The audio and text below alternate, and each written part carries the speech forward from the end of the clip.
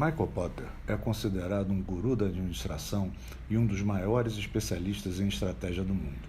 Veremos um dos seus ensinamentos, as estratégias genéricas. Para Porter, as estratégias competitivas podem ser distribuídas em um esquema de quadrantes que determinam dois alvos estratégicos. O primeiro foca-se na indústria como um todo, o outro em segmentos específicos ou particulares. No âmbito da indústria como um todo, a organização pode adotar uma estratégia de liderança no custo total, ou, em outra situação, a de diferenciação. Já quando o alvo estratégico for um segmento específico, pode-se optar por uma diferenciação focalizada ou ter o que Porter chamou de enfoque em custo. Olhando para o esquema, pode-se ter a impressão errada de que se trata da duplicidade ou da repetição das estratégias, e aparentemente o que muda é apenas o ambiente onde são adotadas.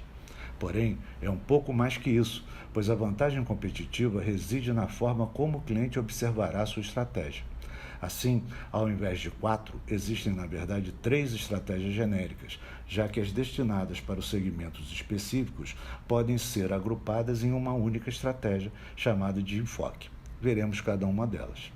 A estratégia de liderança pelo custo total objetiva um ambiente amplo, macro, e impõe que as empresas possuam algumas características ou realizem algumas atividades. Por exemplo, as empresas precisam possuir capacidade de investir, precisam ser muito eficientes em processos de engenharia.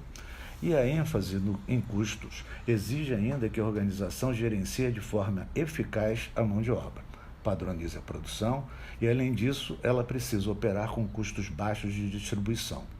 Todos esses elementos juntos são chamados de produção em escala, ou seja, uma opção de produzir grande volume de produtos padronizados e de baixo custo médio. Associada com a produção em escala, a estratégia de liderança pelo custo total implica na busca da eficiência como função básica de sua competitividade. A competitividade é gerada ao longo da produção. A estratégia de diferenciação é destinada ao mesmo ambiente que no caso anterior, só que agora focada em clientes que se mobilizam por interesses mais específicos, que são influenciados por moda, imagem de qualidade e atendimento.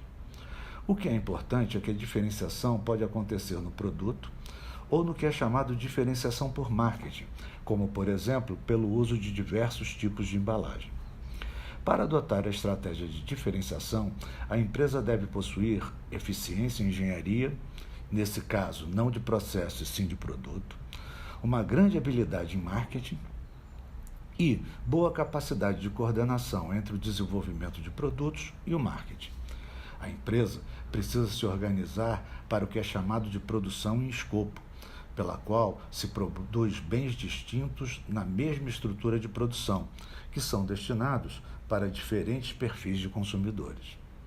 Na estratégia de enfoque, a empresa busca um segmento específico para trabalhar. O enfoque faz com que a empresa jogue um jogo seletivo, por exemplo, apenas se voltando para a geração millennium.